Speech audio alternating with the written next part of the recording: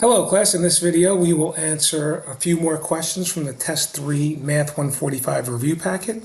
My name is Michael Elmes and we'll begin on question number 84. Well really it's 84, 85, and 86. Right? I'm probably going to give you two tables and I'll ask, is the table linear, exponential, or neither?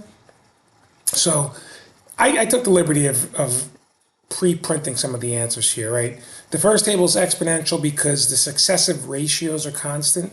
What does that mean? That means if I take two numbers that are next to each other and divide them, for example, 1 divided by 4, you'll notice I get a quarter, right? And if I do 4 divided by 16, notice I still get a quarter. And if I do 16 divided by 64, I still get 0.25.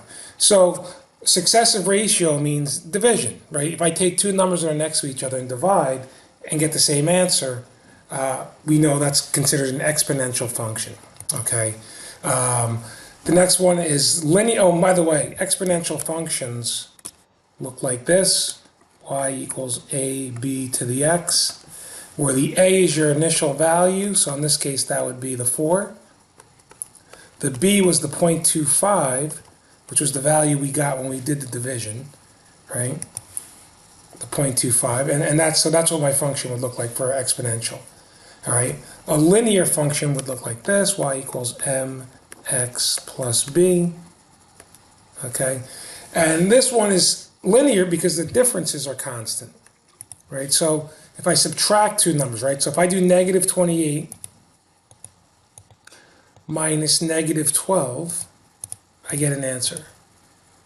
And if I do negative 12 minus 4, you see I still get the same answer, right? So successive differences are constant, so this would be considered linear, right? And the equation for this table would be y equals, the slope was negative 16x plus b.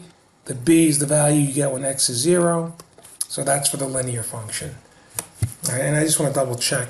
Yeah, my slope was negative 16. And then 86, when you subtract the numbers, when you find a difference, they're not equal. When you find the ratios, they're not equal. So this is neither linear or exponential. All right, 87. All right, so it looks like the more you spend on advertising, the greater your revenue, right? So f of 300 in this case, right, that is this, right? If the ad spending is 300, then the revenue would be $315, right, dollars. Well, so I'll type that up. Right, so again, if the ad spend is 300, I probably could lose a D. Right, if the ad spend is 300, then the revenue is 315. And if you look at letter or number 88, what they're saying here is if the ad spend is $0, then the revenue is, it looks like 20 bucks. Okay, so looks like maybe the more you spend on advertising, the greater your revenue. Okay, let's look at problems 89 and 90. All right, profit sharing plan for employees. S is salary, P is the profit for the year. So it looks like this person's earning 1% of the profit plus a base salary of 20,000. So S of 850,000 means we replace the P with 850,000. So I'll do that with my calculator. So I've entered this into my calculator. I press enter. And it looks like I get 28,500. All right, so I got 1% of this 850,000 plus my base salary of 20,000. My final answer is 28,500. All right, so I typed up a little nicer. Oh, too many I's. All right, so if the company profit is 850,000, then the total salary is 28,500. Now to solve number 90, we know what the salary is, but we don't know what the profit was. So I replaced S with 40,000. So it's going to look something like this. All right, so the equation would look something like this. Right, we know the salary, we don't know the profit. So to solve using algebra, you know what to do, right? Subtract 20,000 from both sides. right? And you'd be, oops, and you'd be left with 20,000 on the left side equals 0.01p. So you divide by 0.01 to get p. All right, so it's going to look something like this. And we get, looks like $2 million, right? So if the company had $2 million in profit and you're getting 1% of that amount plus your 20,000, your total salary would be 40,000, right? So again, I'll just write this down here. Profit is 2 million.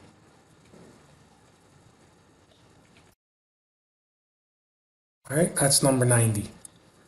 Let's take a look at number 91 through 94. It says you're making $10,000 a year. So this is kind of like your project. Your salary increases by 1.5% annually.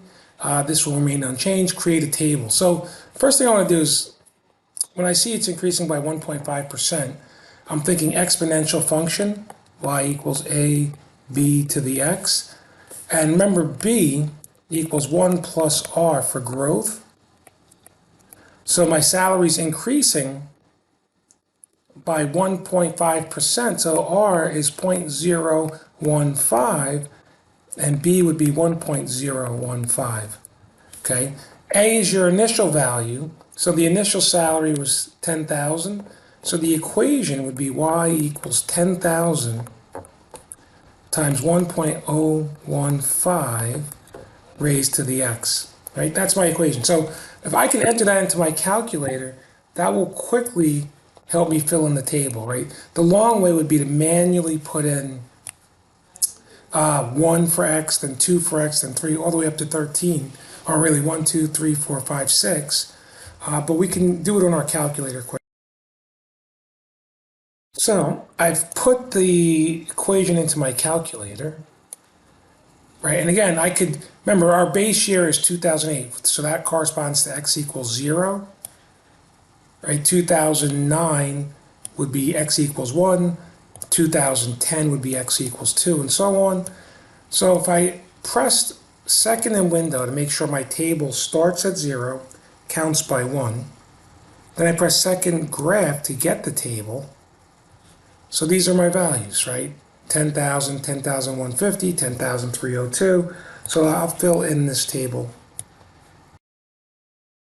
So once I create my table, right, I take these values and I sub them in to here, right? So 91 is done. 92. It says write the exponential model. We've done that, right? That's this. Right? We wrote the model over here. Y equals 10,000 times 1.015 raised to the x. That's the answer for number 92. So 2014 corresponds to x equals 0, 1, 2, 3, 4, 5, 6. So if we go back to our table, year 6, the answer is 10,934. You could also put in 6 here. Oops. My pen.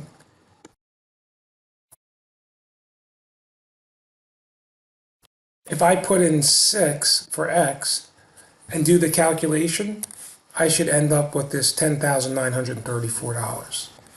Okay, so I believe that was number 93.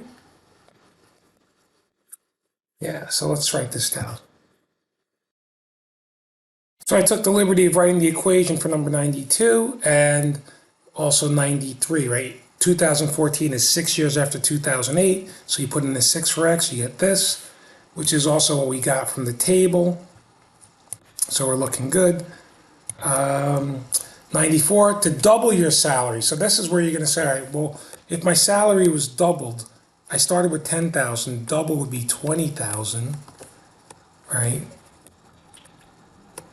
And the original equation was this 10,000 times 1.015 raised to the x. You'd have to solve that for x. So you can either graph both sides of the equal sign, You could solve this using logarithms. You know, I think it might be easier to just simply graph this thing, right? So if I go back to y equals and go to y2, put in 20,000, the intersection should be my answer, right? So the window might be a little tricky. So I'm going to try something like 0 to like 50 and 0 to, so we need a number bigger than 20,000. So let's go 30,000. I press graph. There should be a straight line at 20,000. When it intersects my blue line, that will tell me how many years it will take for my salary to double. So there it is. Again, not my best graph, but there's an intersection here. Second, trace, number 5, enter, enter, enter. And it looks like it's going to take about 46.5 years. Let's call it 47 years. All right, about 47 years.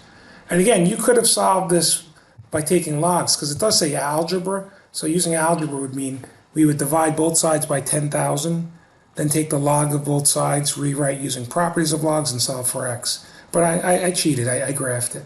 Okay, and on your test, if you were to solve by graphing, you really should show your work. So you'd want to kind of show a sketch that looks like this. Maybe give that a little x, a little y, and you would label the point, which we said was, we rounded to 47. Oops. Comma 20,000. Right, so it takes about 47 years at that rate of 1.5% salary increases to double your initial salary. Okay, so I'm going to stop here, and in the next video I'll tackle problems 95 to 100. Thank you for watching.